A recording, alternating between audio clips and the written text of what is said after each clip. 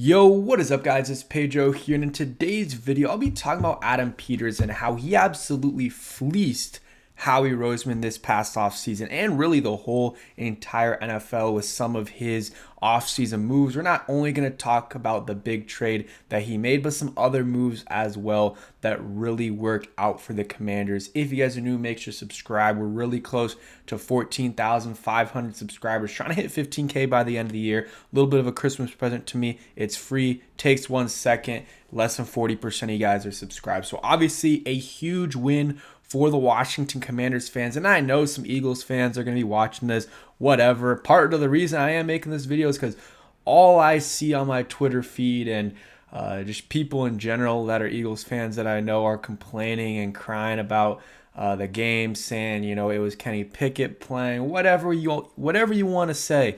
The Commanders, the fans are happy for the win, but also it's the first 10-win season since 2012, and you're going to be happy regardless if you get a win or not. So whatever the Eagles fans want to do, that's fine. But yesterday really helped the Commanders' chances of making the playoffs, so they just deserve to be happy and celebrate the win. But one of the trades that the Commanders made this offseason, which Adam Peters was in charge of course, because he's the GM, was trading Jahan Dotson, who at the time a lot of people had as a number 2 receiver for the Commanders, and he traded him to the Eagles for basically it washes up to a 3rd-round pick. It's the Dolphins' 3rd-round pick, which at one point was looking really good. Now it's looking a little bit worse. They've won a decent amount of games, so it's going to be like a mid-tier 3rd-round pick, which is fine, but there was some, other pick swaps and 7th-round picks, stuff like that. But basically, it boils down to a 3rd-round pick that the Commanders got for Jahan Dotson. And in this game against the Eagles, who Olamide Zaccheaus he went to UVA, but I don't know why I was thinking that, but he played at with the Eagles last year, with the Falcons also under Dan Quinn. But last year was with the Eagles. They didn't re-sign him. They traded for Jahan Dotson. And Jahan Dotson didn't have a single catch yesterday. Zaccheaus, 5 catches, 70 yards, and 2 touchdowns. Huge touchdowns for the Commanders in the 4th quarter. And it's not only that, this season he's had overall a good season. You look at Jahan, that's not been the case. And I don't want to, harp on Jahan's not downfall, but I mean, it is a little bit of a downfall, but I don't want to kick him while he's down too much, but he's still, he's on a good team. He's, probably still having a little bit of fun. He's getting paid a lot, and he's on a winning team. So he can't complain too much, but he's definitely not had a great season. And at this point, it's been a full season, basically. He's played in 15 games, 122 yards, multiple games with A.J. Brown out, with Devonta Smith out, and hasn't made an impact. 1 carry for 13 yards as well. And that's a guy that's getting paid a few million, and they gave up a 3rd-round pick for, while Zaccheaus, who the Commanders got for basically, the minimum, just like the Eagles got Zack for the minimum, who's been good or very close to the minimum.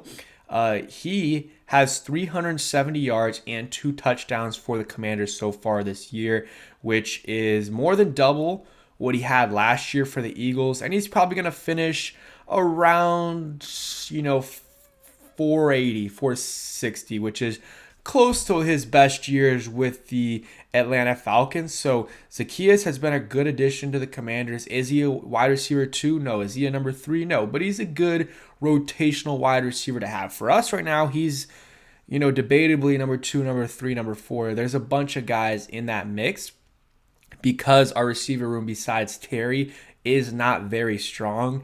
Again, you have, Noah Brown was probably that 2 before he got hurt. They signed KJ Osborne, who's going to come in maybe at some point this season, but he's been inactive the 2 games he's been on the roster. But Adam Peters making this move, not only you swap Zaccheaus for Dotson. You're paying Zaccheaus less than you would have been paying Dotson, plus you got a 3rd-round pick and you hurt your division rival. That is a great move. And he made other moves that were great as well. I mean, signing, Frankie Louvu, Jeremy Chin, Dorrance Armstrong hasn't been amazing, but he's been good. Dante Fowler. Austin Eckler, Zach Ertz was a good signing, Tyler Biotish, like so many good signings, and honestly, not that many bad signings. Like there might have been like Michael Davis wasn't great. Michael Davis wasn't great, but that's a minor deal. You're not giving a lot of money up, and it's very low risk. Yeah, he had a bad game or two. They took him out. It didn't really cost him many games, and they took him out, and it ended up working out with some of the other guys they brought in, and like Mike Sanderstill, who has been bowling out for the Commanders. Noah Igbenogany has been good as a slot corner. Has he been great? No. But for what they're paying him, he's done really well, and he's still young. He was a first round pick, so he has some potential. But moves like that are the reason the Commanders are in that spot. I forgot to say Bobby Wagner. That was a great signing for the Commanders. I mean, he is an absolute stud, just a tackle machine, a good leader, a good vet to have in the locker room. I mean, some good draft picks as well. Like I said, Jaden Daniels is, I mean, I don't even have to say anything. Johnny Newton has had some good games. Still would like to see a little bit more from him, but Johnny Newton's been good. And then you go, Mike Sanderstill has been a stud. Ben Sennett is probably out of all the picks the worst one so far. Haven't really seen much from him. Missed a couple blocks in the game against the Eagles, but we'll see. It's still early. Luke McCaffrey's shown some promise. Brandon Coleman has shown some promise as well. Jordan McGee's finally getting some PT, and Javonte Jean-Baptiste has been good as well. So I think the draft class has been good. Even if you take out Jaden, if you're not including Jaden, I think it's still a solid rookie class. And obviously Jaden alone makes it a hit. So, and you look at the offseason, they have close to $100 million in cap space remaining. And then some other stuff as well. Might have changed a little bit with the Lattimore news, but they still, or with the Lattimore trade, but they still have a lot of cap space. And they're going to have a decent amount of draft capital. They're going to have 2 third-round picks to work with. So they're going to be able, or sorry, 1 third-round pick, but it's going to be higher than what they would have had based off the Commanders' finish here. So I think Adam Peters, I mean, it's not I think. I mean, it's pretty much a fact. He cooked this offseason with all of his moves, and I think you just got to understand, trust the process. I didn't love the move at the time when they traded Dotson to the Eagles. I wasn't upset that they traded Dotson, but I was like, all right, trading him to the Eagles. But I was like, you know what? It is what it is. Let's see what he does, what Dotson does, and what they do with that pick. And so far, it's been a good move for the Commanders and not so good for the Philadelphia Eagles, who usually get the better of these teams with some of their deals, like A.J. Brown, that Tennessee Titans deal. That was a great deal for the Philadelphia Eagles, and other moves as well that they make. They're usually, like Zack was a good signing that they made. But, now we actually have competent people in the building, and they're starting to make competent decisions that affect the team right away. This team won 4 games last year, already at 10 wins. There's still 2 games left. This team could finish with 12 wins. This team could finish with 11 wins for the first time since 1991. 11 plus wins for the first time in what is that?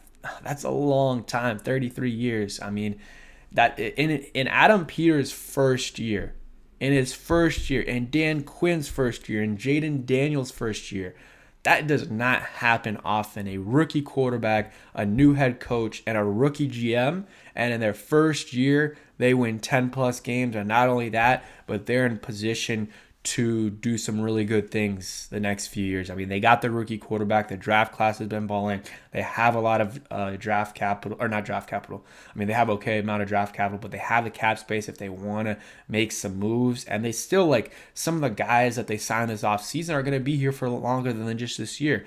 Tyler Biotish is on a 3-year deal, I believe. Dorrance Armstrong on for a little bit.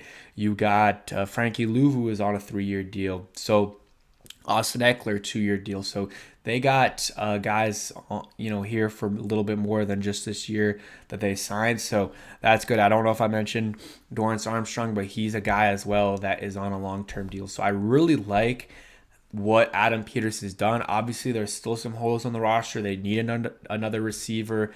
Offensive line, maybe add another guard or tackle depending on how things play out here. Defensively, could use an edge, especially if Fowler leaves, or maybe that solution is bringing Fowler back and maybe drafting a guy in the first or second round. I don't know, but there are holes, obviously, but The Commanders are in a much, much, much better spot than they were, 6, 7, I guess a little bit more, like 8 months ago, before Adam Peters got here. I mean, I guess when did he get here? January, whatever it was, 9, 10, 11 months ago. Commanders are in so much of a better spot. And a lot of it stems, from Jaden Daniels, but it's other things as well. The ownership has made a huge, huge difference, and it's just the beginning. This is just the first year, and it was a big win yesterday for the Commanders.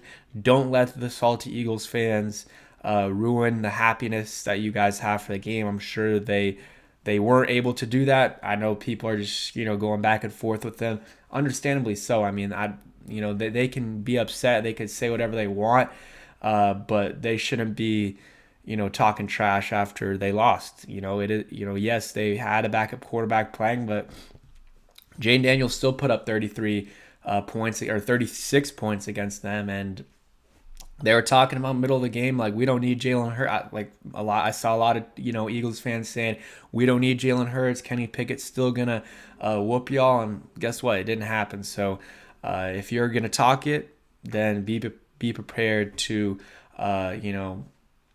get talked back to. I mean that's just a reality situation. I'm sorry, but hey. That's usual for a lot of NFC East fans. They talk trash, but then when it comes back to them, they can't take it. But it is what it is. I'm sure I'm going to get some Eagles fans hating on me here at the end, but I don't care. It doesn't matter. Go ahead, get the view count up, hit that like button, all y'all. I really appreciate it. Great win for the Commanders. 10-5. Work's not done yet, though. They got to beat the Falcons. If they beat the Falcons, they're guaranteed in. I'll make a separate video about this, but if you guys stay till the end, if the Panthers win against the Bucks or the Falcons, I believe, the Commanders clinch, and whoever loses that game is out as well, I believe, for the Falcons and the Bucks. So go Panthers. The next couple games, big game for us on Sunday night. And yeah, thanks for watching. Hope you guys enjoyed, and peace.